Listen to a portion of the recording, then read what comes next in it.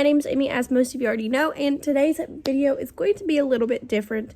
If you start to hear any crying in the background, it's just little baby Brycen. He is over in his swing sleeping. And yeah, I have spit up on my shirt. Don't bash me for that. But today's video is going to be my birth story, and how I went into labor. Because of course little baby Brycen is here. So we're just gonna hop straight into it. So first things first, the day before I went into labor, I actually had a doctor's appointment with the OB. We got seen, and I was telling him that I felt like I was having like maybe Braxton Hicks, and that, I mean, they were pretty painful. So I was worried about it. So I told him, and I talked to him, and I told him my concerns about me continuing to work with me already having Braxton Hicks, and I was only 36, not 36. I was only 33 weeks pregnant when they started, and so I was like, you know, I still have 7 weeks to go. That's still a long time, and I was concerned. So he told me if I wanted to go ahead and work part-time, that was my option. I did not have to work part-time, but it was an option if I felt like we were financially stable enough for me to work part-time. So that being said, we left that appointment. I talked to my boss, and we figured some stuff out. And then the next day, and don't mind, my dog's in the background hacking up a lung. So the next day, Friday, February 11th, I went to work as a normal day. I went into work at 7:30. I was supposed to get off at 4:30. And of course, we were having a really good day. I was feeling great. And so, you know, I was just doing my normal daily work routine with the kids at work, because I worked at a daycare. And so I sat down the kids for lunch, and I was bent over feeding one of my kids, and I thought maybe the baby in my belly just kicked me, and I peed on myself a little bit. So I sat up, because I was sitting up, it dribbled out a little bit, and I was like, okay, maybe I just peed myself. So I asked to go to use the bathroom, and I stood up to go ask, and it just poured out. And I was like, okay, I don't think that's pee. So I was like, hey, can I go use the bathroom? And so I went to the bathroom. But I looked at her and I said, hey, I think my water just broke. Let me go to the bathroom and check. Because I didn't want to go to the hospital if it wasn't my water and if I just peed on myself or something. So I went to the bathroom, and it just kept coming and coming and coming. And I was like, yeah, that's not pee. My water just broke. So I walked back to my classroom, and I looked at her. I said, I have to go. My water just broke. I'm only 34 weeks pregnant. Like, I gotta go. And of course, when your water breaks, there's nothing that they can do to stop it, because there's nothing for the baby to be in while in the belly. So I called my mom, and I was like, and at the time, I didn't have my car. I had my mom's car, so I had to go pick her up. So I called my mom, and I was like, hey, I'm pretty sure my water just broke. I'm on my way to come get you. Be ready. So I went and picked up my mom, and we went from her house to the hospital. It's about a 25-minute drive. And the weird part was the whole time I wasn't having contractions. I wasn't hurting. My water just broke. So we got to the hospital. My water broke about I want to say maybe 11:15. We got to the hospital. They got me all checked in. They had a swab, and I guess they now swab you to make sure that your water broke, and you didn't just pee yourself. So I got in the bed. They checked me. They swabbed me and all that. When we got there, I was 2 centimeters dilated. I don't remember how much effaced I was. I don't remember. But I was 2 centimeters dilated, and they were getting me admitted because, of course, my water broke. The baby had to come. And, of course, he was 6 weeks early. So that was a little scary for not only me, but for all of my family, mom, dad, my fiance, which we had to call his boss to get him out of work so he could come because, the baby was coming. There was no stopping it. And so they got us admitted. We went to our room and we were there. They did a nurse shift change at 7. And let me just tell you, the nurse that we had when we got this shift change was absolutely amazing. I loved her. And she was the one that was there when I gave birth. She was amazing. She was the most encouraging nurse. And honestly, if I could thank her personally and give her gifts, I would. Because I absolutely was so thankful to have her as a nurse as I was delivering him.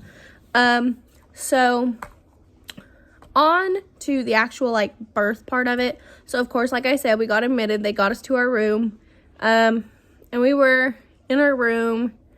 They hooked me up to all the monitors, like the one that monitored his heartbeat. They got my IV in. They made me sign all the paperwork that I had to sign.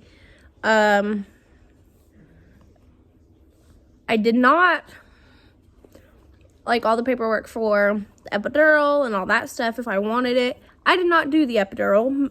From personal experience, I have bad issues with headaches already as it is with hormones and those kind of things. And that's one of the things that the anesthesiologist said that could happen is if I moved wrong or something and he hit the wrong thing, I could have a horrible headache, and I was not taking that chance. I'd rather have the pain of labor than having an awful headache.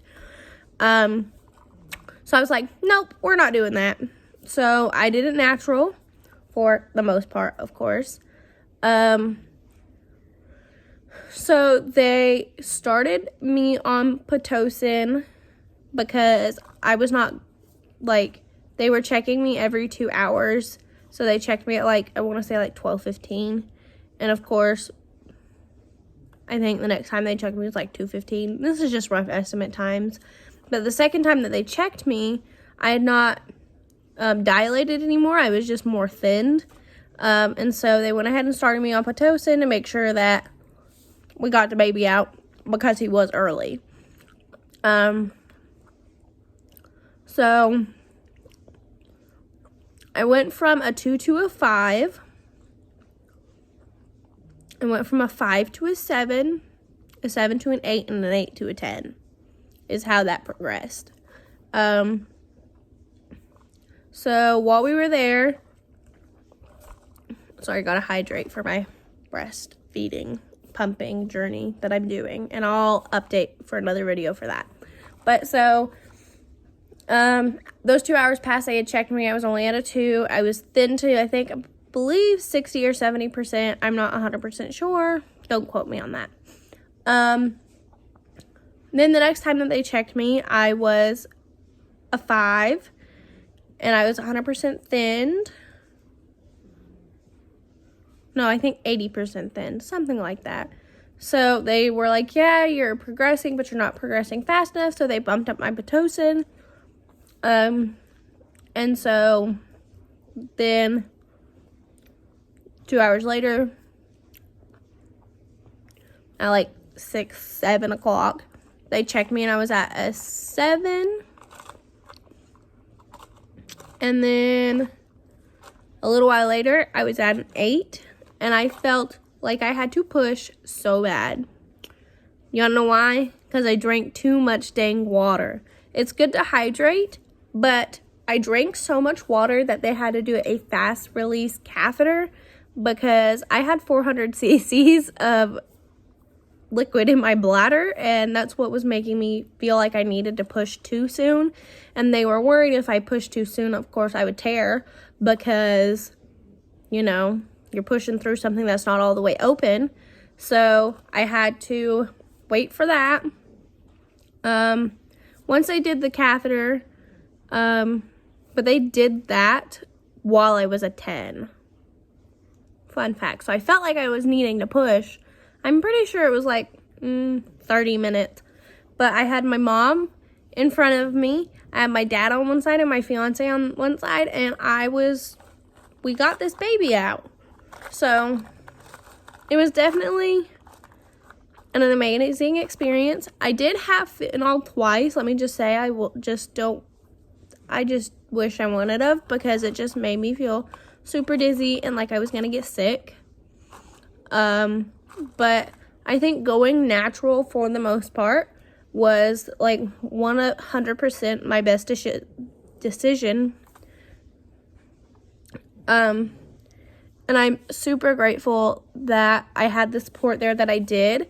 At our hospital, when I delivered, we were only allowed to have 3 people and 1 person at night. So after 8 o'clock, only 1 person was technically supposed to be with me. When I delivered, I was in active labor at 8 o'clock. So luckily, the nurse that we had was super, super sweet, and she did not make my parents leave until after he delivered and everything had calmed down, and they went and got us dinner or whatnot after I had him, because once you're in active labor, they won't let you eat, or technically labor at all. They're not supposed to let you eat. So I delivered him at 9:05 on 2/11/22. He was 15.5 inches long and 5 pounds 6 ounces when he was born. He did go, Austin, my fiance, got to hold him, and I got to kiss him or whatnot. I didn't get to hold him, but it was just because they were trying to get the baby settled and get me settled. He did come out screaming though, so he was perfectly fine like that. But they did have to take him up to the NICU. He was there for almost 3 weeks, and we'll get into another story with that one as well. But he is home now, happy, doing great. So, doing what we can. But yeah, that's my birth story. I'm really grateful for how it went. It was not terrible. Let me say, the hospital food was not the greatest. Tiny, stop. Anyways, when it was cooked right, and it was actually cooked and it was warm, it tasted great. When it wasn't cooked all the way, hamburgers, they were still pink. It was cold. That was just gross. But yeah, if you guys like this video, please give it a thumbs up. Please comment down below what video you guys would like to see. I am hoping to start posting more, as currently I am staying at home with him just due to some reasons, which I'll get into at another time. But yeah, I hope to start posting more. Thank you all so much for watching. I'll see you in my next one. I love you guys. Bye. Mwah.